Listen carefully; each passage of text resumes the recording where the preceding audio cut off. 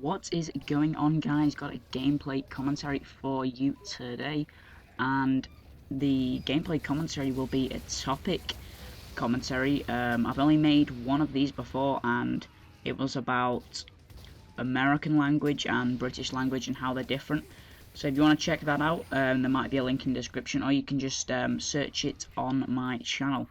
So yeah, this is going to be my second topic video, and the topic today is about disguising in TF2. And this came about because of one of my subscribers asking me a question. Well, not a question, but he watched one of my spy videos and said that he noticed that I do not disguise much, and he said, well, you should disguise more often.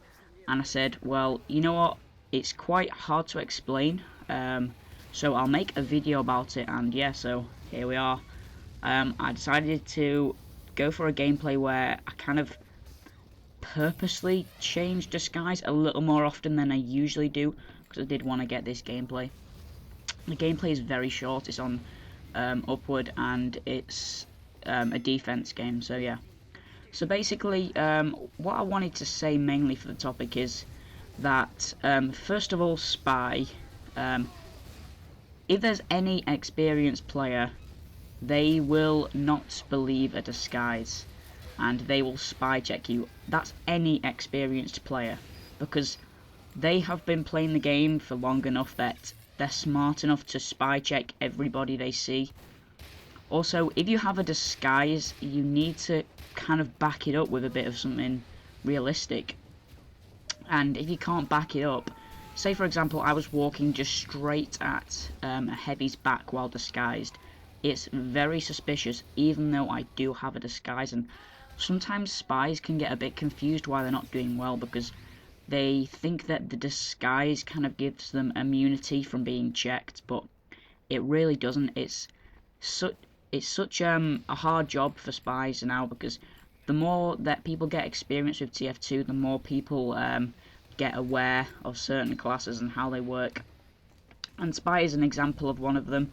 And yeah, so it's very hard to make it look believable as well, because I think spy, there used to be a lot of acting in it and walking backwards and stuff, and I used to do that a lot, and I find it really only does work with the noobs. And I'm sorry about the talking in this video, but I was just talking to some guy saying that I'll trade him later. But yeah, so I find it really hard to be a convincing actor for TF2 spy, because experienced players just don't believe you, no matter how good at walking backwards are, how good at pretending you're getting shot by your own teammates. It's still very hard to do, especially when everyone will spy check you. And another thing is that, you know, if if a player knows that they've been backstabbed a few times by a spy, they're gonna spy check everybody, no matter how good of a player they are. They're gonna get a bit suspicious and watch their back. So disguises cannot always work, but they definitely do help, because it makes people have to think before they check you, and that's always good. For example, the Saharan spy set, people will check you automatically because you haven't got a disguise, but when you have got a disguise, it's a little bit of a different story.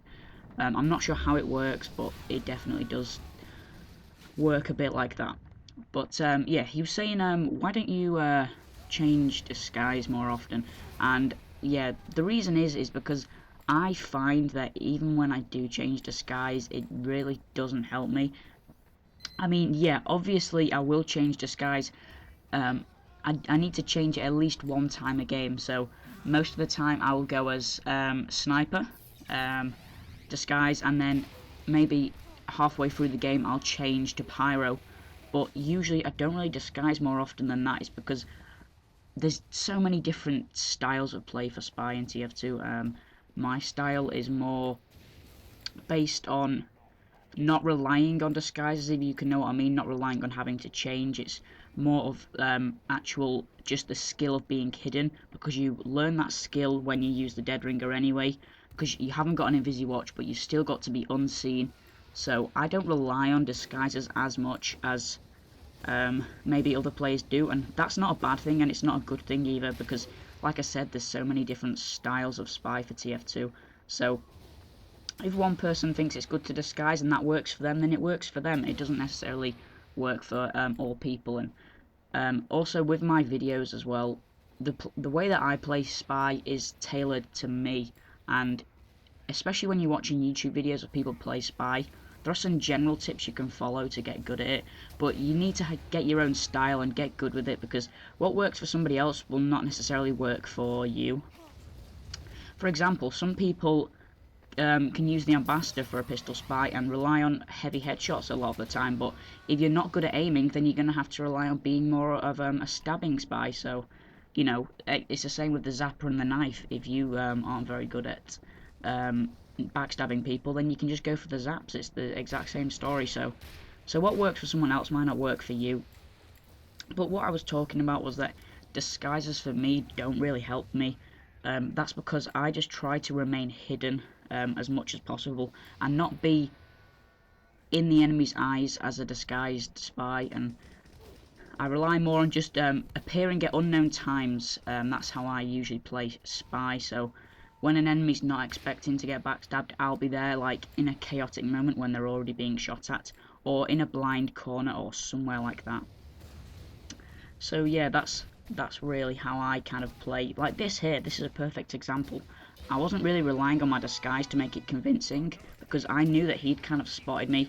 I just waited for the distraction, and again, I didn't wait for a disguise here, because the first thing he did was spy check me. So even if I did change disguise, like I start changing disguises now quite frequently, and you'll see that it doesn't really benefit me that much. I mean, also, again, I can mention this, that this is my view, and if you disagree with this view, don't get too defensive, because like I said, what works for some people doesn't work for others. So yeah, so it didn't help me at all really, this gameplay, when I was changing disguise. It just didn't help me.